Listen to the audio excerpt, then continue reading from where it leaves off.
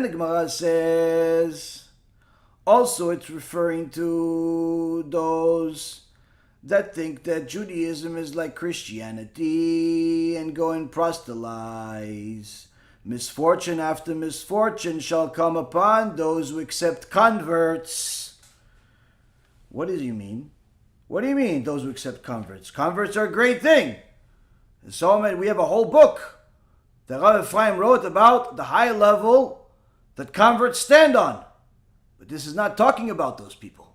This is not talking about the righteous converts. This is talking about the person that missionizes, such as Asher Meza, Shem Reshaim Yirkav, and his group of heretics that don't want to follow Dat Torah. Why? They think that Judaism should be promoting itself. Same way that Christianity is. Proselytize, go, convince people to convert. Gemara says, no, you're not supposed to proselytize. You're not supposed to proselytize. Why? As Rabbi Chelbo says, converts are as harmful to Israel as sapachat is on the skin. What does that mean? When a person proselytizes and actively attempts to convince non-Jews to convert to Judaism, he's accepting upon himself these converts without trying to dissuade them from converting as required by the halakha. If the potential convert comes to you on his own and demonstrates firm and sincere desire to convert, we accept him. In fact, refusing such a person, the Tosfot says, refusing a sincere convert deserves a punishment from heaven. We even know that the Midrash says the Avot, Avraham and Yitzchak, got punished when they refused to convert Timnah. She ended up marrying the son of Esav, who brought Amalek to the world. So there's obviously, the converts are a very big deal in the Torah. And we have 36 different places in the Torah where Kadosh Baruch Hu says that you have to, love the converts. You have to be careful with them. You have to not play games with them. People that play games with converts, where they put pressure on them, they try to fool them, or they do fool them, they cheat them, they lie to them. Pretty much, they guarantee themselves that they're going to get punished both in this world and the next. Why? Because Kadosh Baruch Hu says, if I hear the convert cry, I'm going to take my sword and kill you. He doesn't say that about a regular typical Jew, but it does say it about a convert. So if the Torah says that there's so much love and protection on the convert by Kadosh Baruch Hu himself in 36 different places, mention more about the convert than anything else in the Torah, how come the Chachamim are saying that the convert are as harmful to Israel as a sapachat? Sapachat is like a skin disease. It's a form of tzarat. It's a skin disease. How could they say this when the Torah says something opposite? We're not saying that the converts are bad. We're saying the converts that are not good converts. The converts that are not genuine. The converts that are converting for the wrong reason. The converts that are converting just because they don't want to hear the headache from the family. They don't want to hear the headache from their community. That's why they convert. They go to some Rasha, like a Aminov or a Meza, that convert just for. Aminov converts for money. Meza converts for his own form of heresy and ego.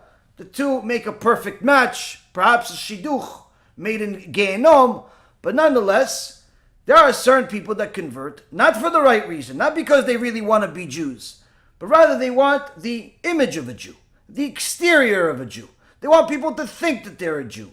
They want to believe themselves that they're a Jew, even though they have no interest whatsoever in actually being a Jew, because they don't even understand what a Jew is to begin with. Such a convert creates a lot of problems for Am Yisrael. Entire Erev Rav were fake converts. A person like Meza says that the Erev Rav were high society, good people, the best of the best.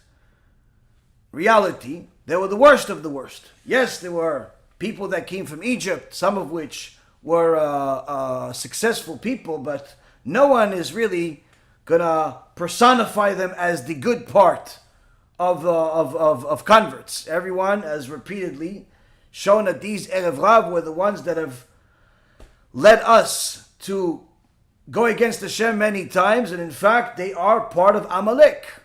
This Erev Rav is part of Amalek. These fake converts are part of Amalek. People that make fake converts are in essence breeding more Amalek into the world.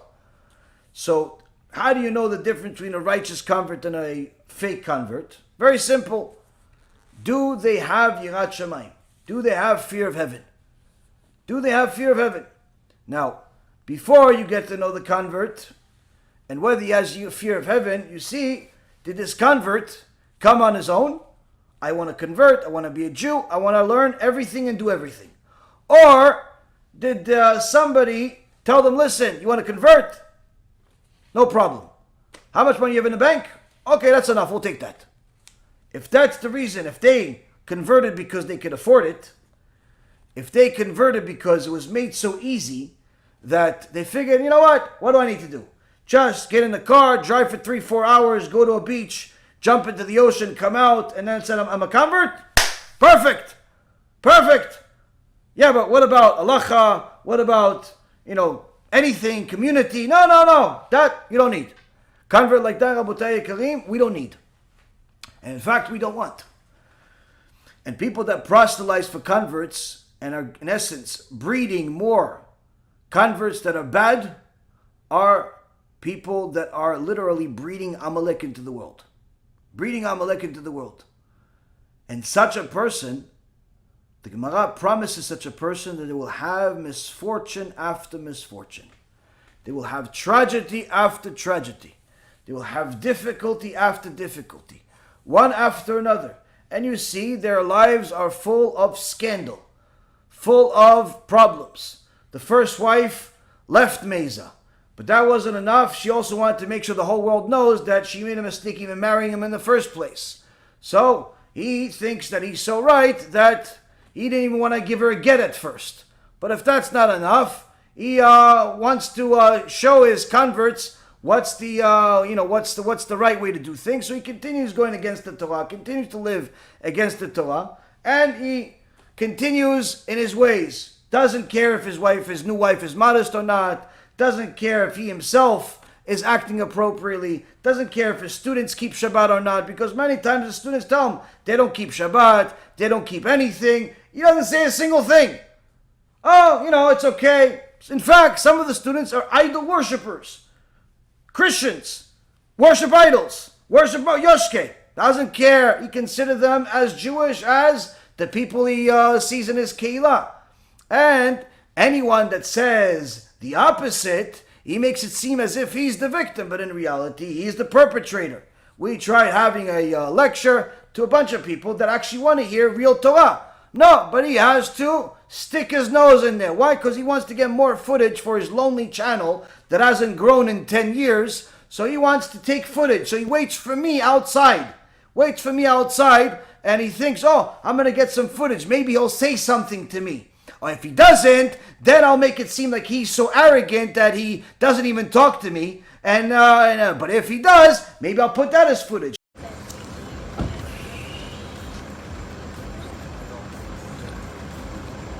Shalom Aleichem.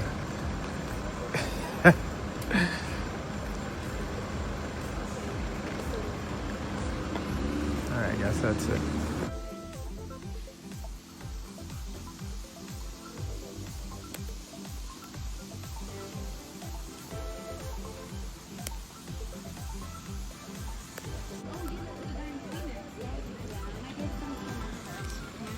And then if we...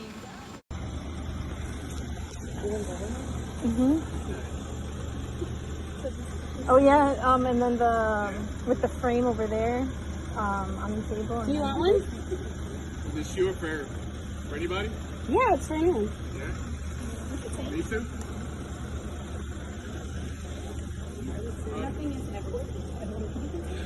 It's Rabbi Yaron Reuven. You know who I am? don't need it. It's free. Nobody gonna ask you. Money for that. It's free. You can take it. Oh, no. I'll come in. The inside? The Rav didn't come Rav yet. didn't come yet, but you can take it. It's free. You can take it. You know, I'm Asher Meza. Oh, really? I don't think he wants you to have. It's weird enough. I live across the street. You know, but I'm just gonna swim by and say, but I'll wait till he gets here. No, I don't know the code. I'm so sorry. To what? The code? Where's the, oh, we don't know. You know what? I'm gonna park the bike. If you notice, over the last 2 years, the most popular videos that he has have my name on it. But this is how much of a miserable this person is. Why? Because no normal Jew will pay attention to such a piece of garbage. No normal Jew. Why? Because this is a person that does everything dafka opposite from halacha. Everything dafka from what accepted among Am Yisrael. Because the ego is so huge that he doesn't see the sages as even something significant. He calls our sages regular people just like you and me, and you don't have to pay attention to them, especially if they're not even Tanaim. Oh, he's just an Amora in a Gemara. You don't have to really take his opinion seriously. Or they're just a Rishon. Listen, after all, it's just the Rambam's opinion. It's just the Rambam's opinion. It's just Rabbi Yosef Kao's opinion. You don't really have to listen to the Shulchan Aruch. Hence the reason why all of the converts that he makes are not considered converts. They're not considered Jewish. They're not considered anything. You could just hear them talk, see them behave, go to the mikveh and do what they're doing. They don't even know what modesty is. Needless to say, they don't know what Judaism is, but he thinks he's doing right. Gemara promised such a person, misfortune after misfortune will follow such a person. Misfortune after misfortune will follow such a person. Why? Because you're not going with Judaism. You're not going with HaShem. You're not going with Am Yisrael, the way we have started and the way we are. You're going your own way. You're calling it Judaism, but you're going your own way. And this, Rabotai Karim, this whole proselytizing thing, that's not Da'at Torah. It's not Da'at Torah. Of course, someone that's genuine, wants to convert, we help them. We do whatever we can to help them. But someone that makes it seem as if to be a Jew is not a big deal is someone that himself does not understand what Judaism is. Furthermore, the Gemara elaborates a statement by Rabbi Yossi. Rabbi Yossi says what the Chazon Ish quoted here, which literally this page, instead of page 109b, should maybe be called Meza, and the signs of problems. Rabbi Yossi says, whoever declares that he has only Torah, meaning that he studies Torah, but doesn't fulfill the mitzvot, which is what Meza does many times. He says he studies and he follows what he deems correct. He goes to the Beit Knesset, he prays whatever he thinks is the right thing, and he sits there reading whatever book he can find while everybody else continues the prayer. Mamash separates himself from the tzibur, does whatever he wants, causes other people to get confused also. Person like this, you ask him why you're doing it, because they think they know better than everybody else. Hi, and thank you for joining me for another short talk. Someone asked me today if Jews are allowed to dress up for Halloween. So it came to mind that it says in Masechet Sanhedrin, the 63rd daf, it says the Rav Nachman states that one is forbidden to make fun of anything except avodah zarah, idolatry, that one should make fun of idolatry. And I was thinking, what day makes fun of idolatry more than the practice we call Halloween nowadays? It's actually the day that pagans nowadays and witches and warlocks hate the most, because it makes a mockery of everything they hold dear when they see a kid dressed up like a doctor or a superhero, or even an adult, or families getting dressed up together, going out and having a good time. Now, look, I'm not saying that someone has to get dressed up on Halloween, just like I'm not saying that you have to get dressed up on Purim, because Purim is a similar story. The practice of getting dressed up on Purim was taken over 500 years ago from Christians in Italy celebrating Carnival. But Jews took it and they elevated it to a more decent level. And I think that if we wanted to, we could do the same thing with Halloween, to make a real mockery of Avodah Zorah. Simple. They think they know everybody else. They think they know more than the Rambam. They think they know more than Rabbi Yosef Karo. They think they know more than everybody else. So therefore, they conclude everything according to themselves. They are their own rabbi. You ask him, who's your rabbi? He can't give you an answer. Why? He doesn't have a rabbi. And people like him and his students. And unfortunately, Rabotai, the reason why I mention it again is not necessarily just because this daf literally has a lot to do with him, but it also has to do with his students and his followers and the damage that he and other people that we've discussed in the past are causing in Am Yisrael. We simply cannot help ourselves but have to constantly mention it in order to warn you not to be stupid enough and listen to their channels. It's worse than poison. Recently I have somebody that fell for the trap. 7 months straight. 7 months straight they were listening to Meza and some of the other apikosim that we have in our channel. Now they're on the verge of suicide, divorce, and everything else in between. Literally. What happened? 7 months. I stopped listening to you. I started listening to some of those people that you said not to listen to. How come you did it? I don't know. Listen, I don't know. It was kind of interesting. But I said not to. What do you think? I said not to for my health? Oh, I don't know. I just figured, how bad could it be? Before I know it, I'm watching it for 7 months straight. Okay, 7 months straight. Now we have to pick up the pieces that you've broken. And to fix it is very difficult. To fix it is very difficult because sometimes the lie sounds true. And sometimes the lie actually has truth in it. And therefore, the Satan traps a person that by the time the person realizes they're inside a trap, it's already too late. They've become the prey. And the Gemara elaborates and says that Rabbi Yosef says that whoever declares that he only has Torah, he studies Torah, but he doesn't fulfill the mitzvot of the Torah, meaning that he doesn't follow all of the things that the rabbi said because he doesn't necessarily agree with this, doesn't necessarily agree with that. His machzor for Yom Kippur, for the Yamim Noraim, for Yom Kippur, for Rosh Hashanah, it's only 9 pages, Meza version. It's not 800 pages, 900 pages like the rest of Am Yisrael. It's 9 pages. Such a person, not only they do not have the mitzvot, the reward for mitzvot, because they're not fulfilling the mitzvot, but in fact, Rabbi Yosef says he doesn't even have a reward for studying Torah. Meaning even the Torah that the people listen to with Meza and Manis Friedman and Dror Kasuto and the rest of the Reshaim on the list, even that is not considered Torah. You're not getting a reward for any of their shiurim. In fact, you get punished for them. That's what the Gemara says. Now what about a person who says, listen, you know what? I'm not going to listen to you. I'm not going to listen to him. I'm not going to listen to anybody. I'm going to listen to myself. Rambam is my rabbi. This is what we call delusional person. Delusional person. And the Gemara talks about him too. Rav Papa says, you shall learn and you shall perform. The juxtaposition of the commandment to learn and the command to perform that teaches, meaning to learn what it says and to perform what it actually teaches. Whoever is in the category of performing the mitzvot of the Torah is also in the category of learning the mitzvot of the Torah, meaning he's rewarded for the Torah that he learns and for the mitzvot that he performs. But whoever is not in the category of performing is not in the category of learning and does not even receive a reward for learning Torah. Meaning if this person says, listen, I'm going to learn Torah, but I'm going to paskin myself. I'm not going to double check with anybody. I'm going to simply look at what the Rambam says. I'm going to do whatever the Rambam says. But how do you know that you're interpreting what the Rambam says right? How do you know that what you think is right? How do you know?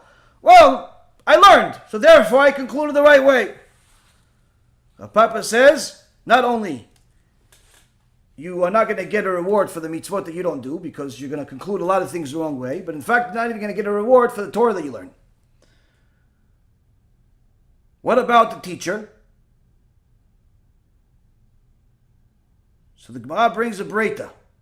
It says, whoever declares that he only has Torah, meaning the same, we're constantly extrapolating the same exact teaching.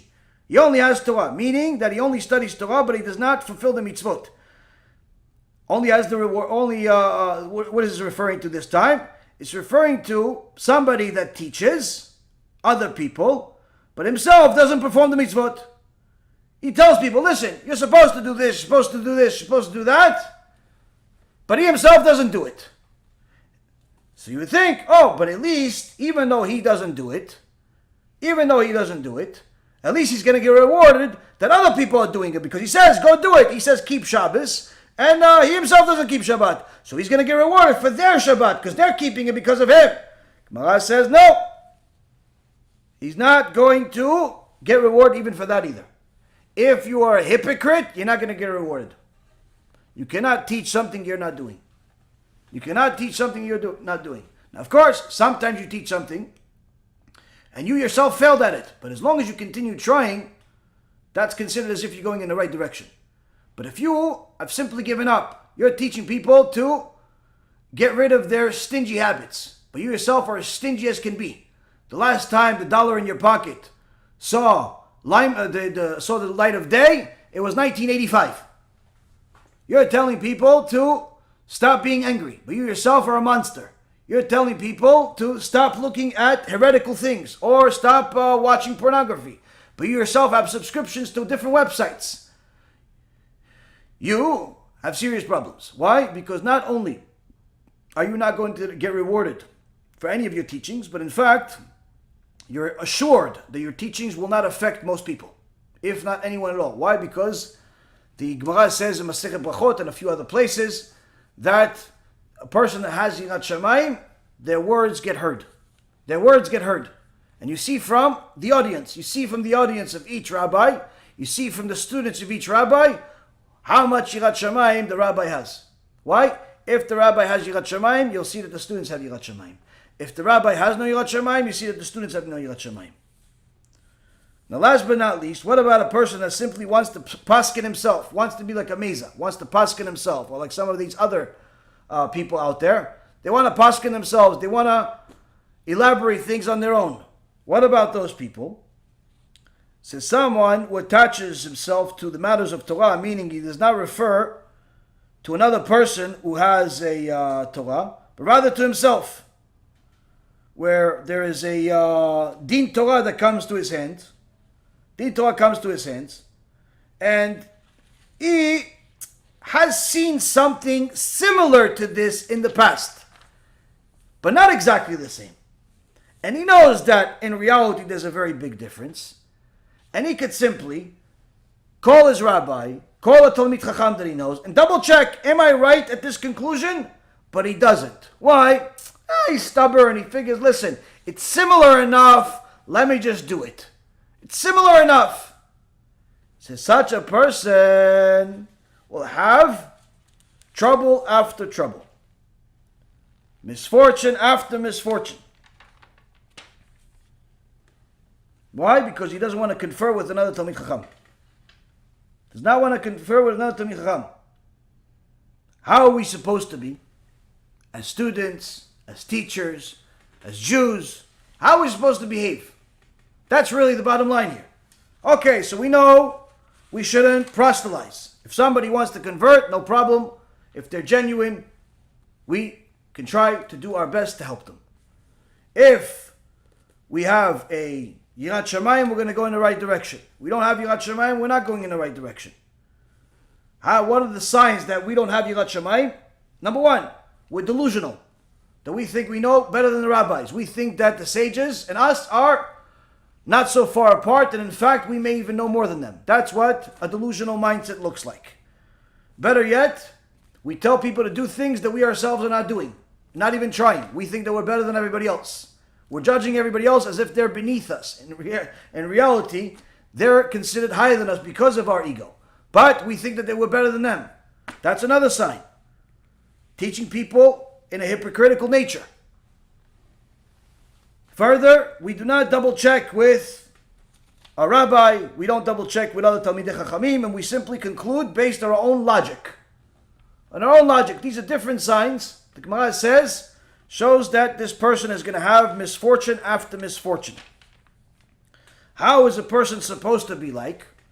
Comes the Gemara and says, person should always view himself as though, whether he's a judge of himself or judge of others, really it's the same.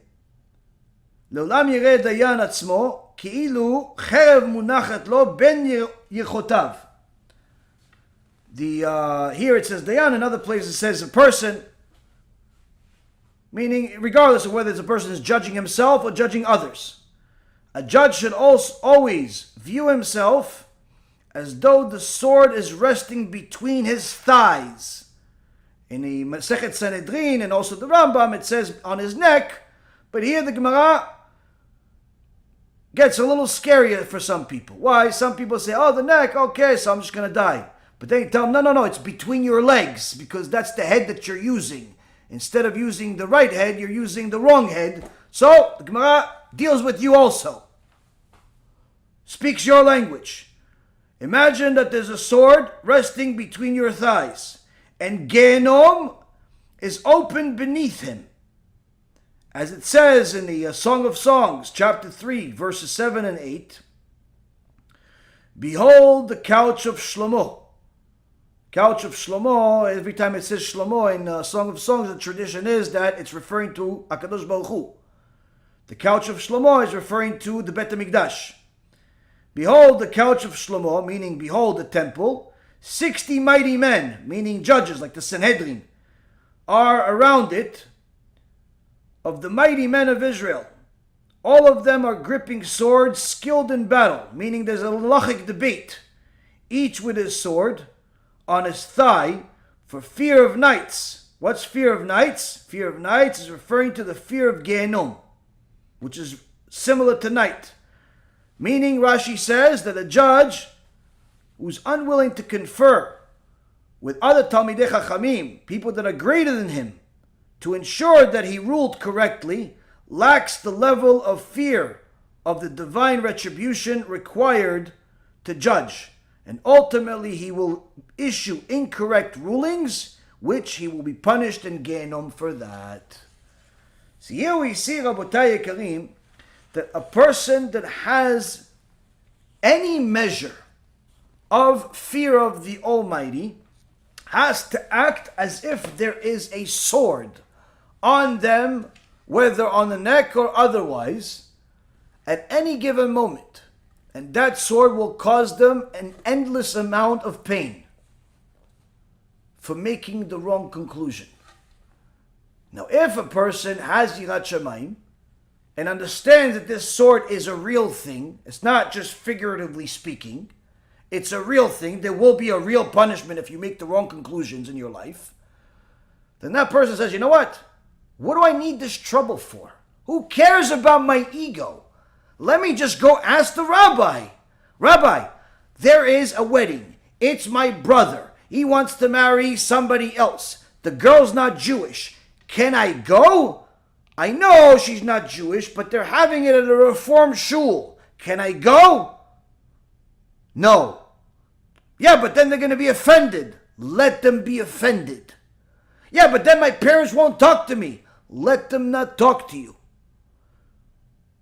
Can I just go to the reception? No. It's an Orthodox wedding. She's Orthodox, he's Orthodox, but they're going to act unorthodox. What? They're going to dance. Girls and boys are going to dance at the wedding. Can I go to the wedding? No. Can I just go to the reception to see the ketubah being given, being read, and so on? No. Why? Wherever HaShem is not, you're not allowed either. And HaKadosh Baruch Hu doesn't go to such weddings. Yeah, but Rabbi, I'm going to have problems as a result of this. You'll have much more problems if you don't listen to this. And so on and so forth. There are all types of questions that are not so simple because they have a lot to do with emotions, they have a lot to do with family, they have a lot to do with a lot of different things. And reading the Shulchan Aruch or reading the Rambam typically is not going to give you the clear answer because the rules were given, but not all the specifics. In order to get the specifics, you need a Talmid Chacham. And even if you are a Talmid Chacham, you still need to check with another Talmid Chacham. Especially if it's your rabbi. Especially if it's your rabbi. Now, a person that does not have anybody that they view as a rabbi, needless to say, they don't even view the sages as rabbis. They don't view anyone as superior to them, is a person that lacks Yirat Shamayim. Now, if you say, listen, this person is doing all the things wrong and he doesn't feel anything about it. What does that mean? Simple. It means that the Satan already chopped off his head. If you have Yirat Shamayim, that means you feel like the Satan is on top of your head with a sword and he's about to chop your head. If you don't feel it, that means he already chopped your head. How come I don't feel it? Because you're focusing on the wrong things. What is that like? It's like a person that tells you, listen, ask me any question in math, I know the answer. Okay, fine. What's 6 times 6? 59. No, that's wrong. No, come on, ask. Okay, what's 5 times 5? 70. No, it's not 70 either, it's 25. No, come on, keep asking. Okay, what's 30 times 30? 36. Listen, I don't know. What kind of calculator are you using? No, keep asking. Go fast. Okay, what's 500 times 12? 3. No, you're getting all the answers. But didn't I answer really fast though? Come on, forget about the answer. Didn't I answer really fast though? Aren't you impressed? That's a crazy person, right? That's a person with no Yirat Shamayim. That's a person with no Yirat Shamayim. A crazy person. A person that's not scared of HaKadosh Baruch Hu is a crazy person. Even more so, a person that teaches without Yirat Shamayim is simply a person that is a danger to society. Not only a danger to himself or herself, but a danger to society. Simply because they do not understand the ramifications of their actions, not just on themselves, but on any one of their viewers, any one of their people that are in their audience. A person that converts people blindly, without a care in the world about what the halacha is a person that is a danger to society, a danger to the Jewish world. And unfortunately, a person that does all of these things for some type of ego battle or some type of monetary gain is a very, very sick person. And in fact, a danger to the community. Now, of course, we can't stop all the bad guys, but it's up to you to notice who they are and run for your lives when you see them. Don't try to debate them. Don't try to discuss anything with them, because it will be to no avail. Some people have tried before you and failed, and some simply say there's really no reason to do so. Why? Because the Torah tells us, the Gemara tells us, if there's an apikoros, you have to learn Torah in order to deal with an apikoros, with the heretic. But only if the apikoros is a non-Jew. You have to know how to debate a non-Jew. But to debate a Jew, don't even debate him. Why? It's to know it's not going to be to any hope. If the apikoros is a Jew, do not debate him. Now, of course, the heretics want debates, whether it's one for Israel, Imach Shema V'Zichram, or it's the rest of the clowns that are on the list. But you, Rabotai Yekarim, have to be smarter than that. You have to realize that you have too much work to do. To serve HaKadosh Baruch Hu, there's no time to debate these people, not in writing and not in speech, not in their shuls and not in their shows.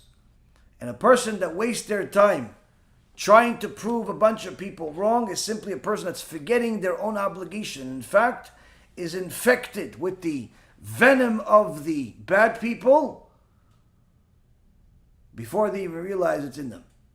And sometimes by the time they realize it's in them, it's in fact too late, because there's already a divorce in play, there's already a entire life gone upside down.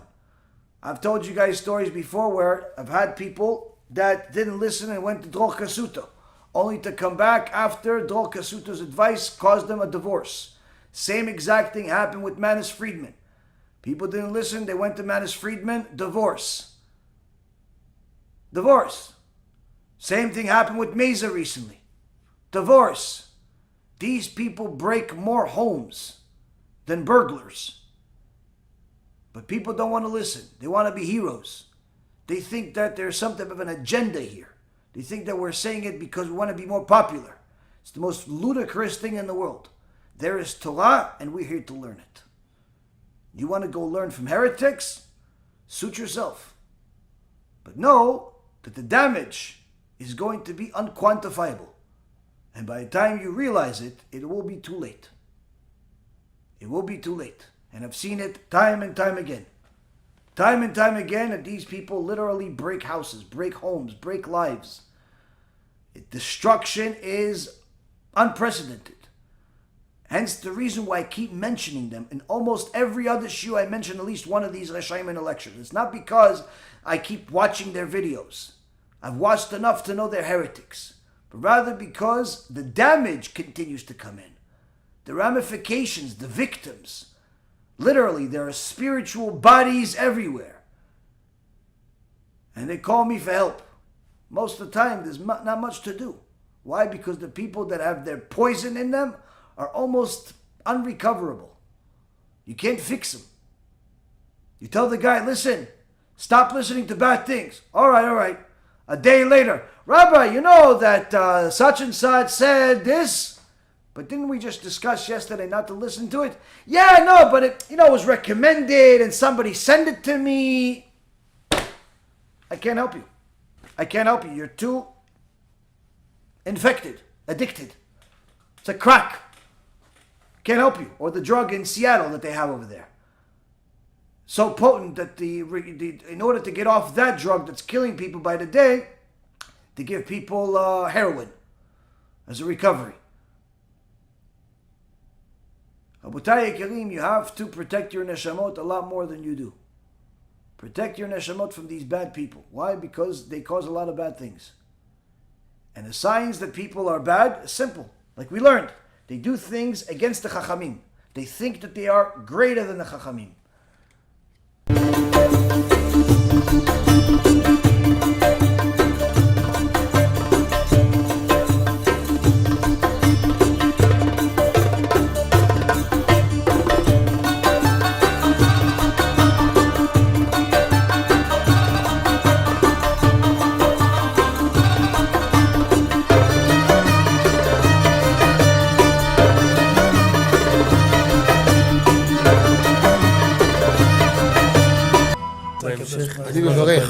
אני מברך את הרבנים, רגע. אני מברך את הרבנים, הרב ירון ראובן, הרב אפרים כחלון, ראשי ארגון בעזרת השם, שהלכו בפי עליון, שעלו מעלה, יהיה להם ברכה והצלחה, הקדוש ברוך הוא ימלא בישועות ליבם לטובה ולברכה, שבכל מה שיפנו ישכילו ויצליחו, יזכו לעשות כאלה וכאלה, הרדינו תורה לאדירה, אמן ואמן. בעזרת השם רשת בכל הארץ. הוא היהודי הזה, הוא היה מיליונר, סגר את כל הביזנס, אמר אני משקיע פה בעולמה של תורה. איפה הוא גר? בפלורידה. פלורידה, איפה זה פלורידה? באמריקה. במיימי. כן, ליד. אנחנו שם עכשיו הולכים להקים קהילה ספרדית גדולה. תעביר לו מה שבירכתי אותו. כן, קהילה ספרדית גדולה. כן.